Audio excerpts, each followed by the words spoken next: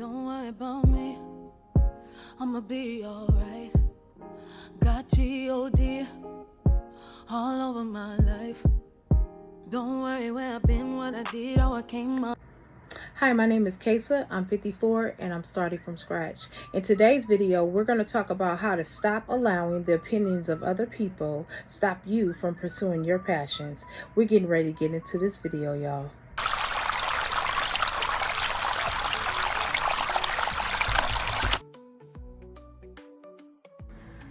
All right, y'all getting a bonus video today. I am actually doing this video before I go out to do the video that I'm going to be doing for the day. That is, of course, my walking video. All right, guys. Now, you know how my mind is analytical. I'm always analyzing that which I'm analyzing and breaking down that which I've already analyzed, and I'm breaking down that some more. Make it make sense. Anyhow, I was thinking today about how we allow the opinions of other people to cause us not to continue in the thing that we're doing, right? If you have been called to be a singer, a writer, or some type of artist, whatever it is that you feel like your niche is, right? You've allowed people to talk you out of that. You become fearful of doing the thing in which you really love to do. Case in point, let me share this little story with you.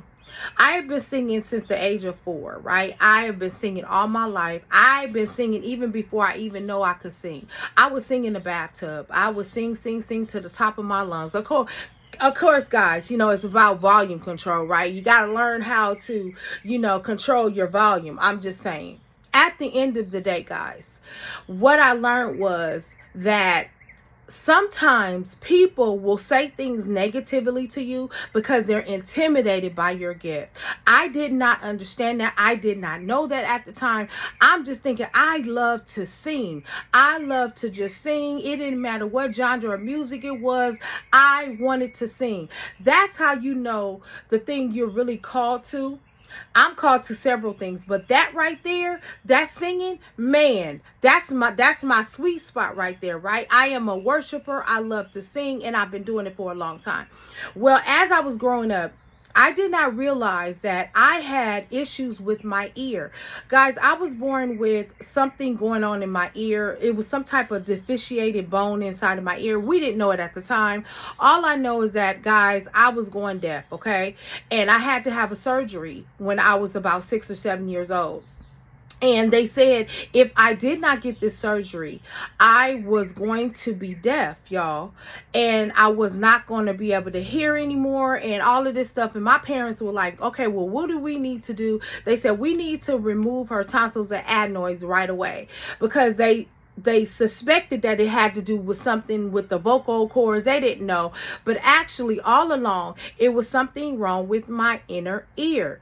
All right. And I didn't find this out until I got older. So let me go backwards. So because I didn't know I had a problem with hearing, sometimes I would miss the tune, I would miss the beat or the intro or whatever it was that, we do in this, singing world that we do, especially in a Baptist church, y'all.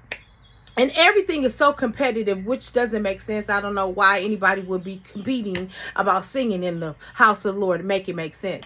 At the end of the day, y'all, I became very leery about singing because I was experiencing ringing in my ear and I wasn't able to catch the tone. And so I would have to really, really, really practice over and over and over, right? And people would say, oh my God, you couldn't sing. But then the crazy part about that, y'all, was this, is that people that really couldn't sing, oh baby, sing the song, baby. And the crazy part was, y'all, I didn't understand why they were doing that to me.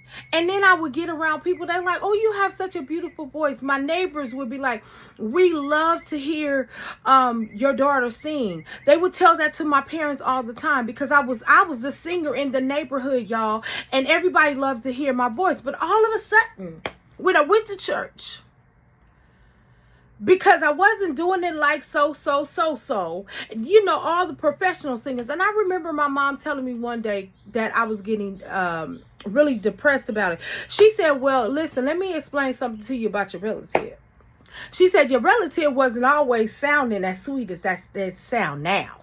She said, so you need to just go ahead and keep on singing. See, the thing about it was my parents, let me tell you, they were my biggest supporters and fans, okay? They would support my singing. Every now and then my dad would come and say, you know, baby girl, bring it down. Shiggle up, bring it down a little bit. Because I like to sing loud, but of course I was learning how to control. You know, I was trying to learn how to get that vocal control and all of that stuff, right? So I had to go through my little bumps and bruises. So what wound up happening, guys, because I was being criticized and ostracized a lot of the time, people were saying negative things to me. I even had a church mother come up to me and said, oh, wow, you know, I never thought you was going to get it together. And I looked at her and I felt insulted, because why would you say such a thing to somebody like that? Like, the nerve, right? So why am I telling you this story? Because I allow people to tell me I couldn't sing, y'all. And I allow people to literally take the joy of singing away from me. I listen to liars, y'all. Let me tell you, a lot of people that come and speaking in your ears, they're liars. You know why? Because they're jealous of something that's on you. Now, granted, some of y'all may not can sing, but actually, guys, I actually can sing, okay? I'm not trying to be funny. Sometimes when they telling you you can't sing, they really telling you the truth. So don't think they a hater when they really telling you the truth. Nevertheless, they weren't telling me the truth. It took several people in my life, several special people in my life, people that sang, to tell me, girl, what is wrong with you? What do you mean you can't sing? Are you crazy? Are you hearing what I'm hearing, right? And they would say things like me. But because I allowed the negative to literally take over me, right? And that's crazy how we allow the negative opinions of other people to overshadow what's really true. At the end of the day, y'all got to get your own perspective of who you are. You got to get your own thought about what you are. You need to know your own value. You need to know that the giftings that you have, they are worth something. And you know why they're worth something, y'all? Because if they weren't worth something, nobody would be coming after them. Y'all need to think about that for a second.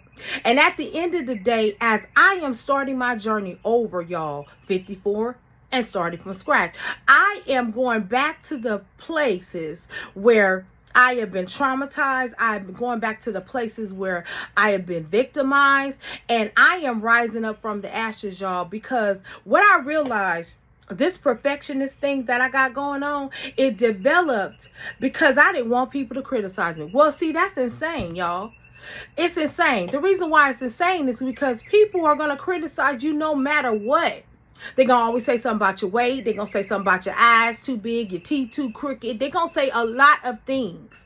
But at the end of the day, it doesn't matter what their opinion is. Do you think you're beautiful? Do you think you're valuable? Do you think you can sing? Do you think you can write?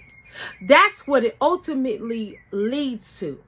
It's between you and your creator. What has he gifted you with? You know what he's gifted you with. So stop allowing people to make you feel like you got to be perfect at doing everything that you're doing. No.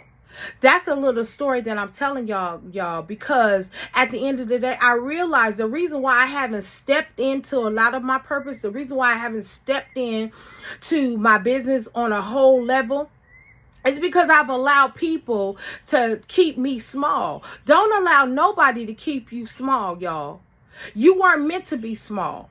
You were made to break through. You were made to expand. You were made to be large. But what happens is when people cannot control the gifting that's within you, they do everything they can do and do all of this to keep you small. So guys, I hope this has encouraged you, but I wanted to give you this little tidbit, and I wanted to share a little bit of a story with me. So every now and then, guys, I will tell you a little bit of a story. But also, y'all, let me tell you how my parents manipulated me into getting braces. They said, you're a singer and singers' teeth have to be straight. They lied to me, y'all. They lied to me. But let me tell you, they used it and it worked. Okay, it worked. It worked. It worked. But never mind, I had to wind up getting braces again when I became an adult, y'all. Anyway, this is a segue onto another segue, and y'all know how I get. I start telling my little stories. At the end of the day, y'all, I am already sweating because it's a little bit hot in my house. I'm going to see y'all in my next video, and I hope this has encouraged someone, and hopefully you'll let me know in the chat.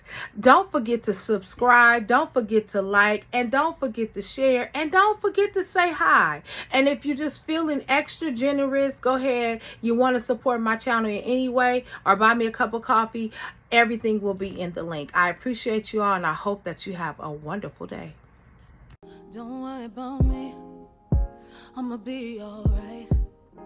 Got G-O-D all over my life. Don't worry where I've been, what I did, how I came up. Everything was a sin until they changed. Don't worry about me.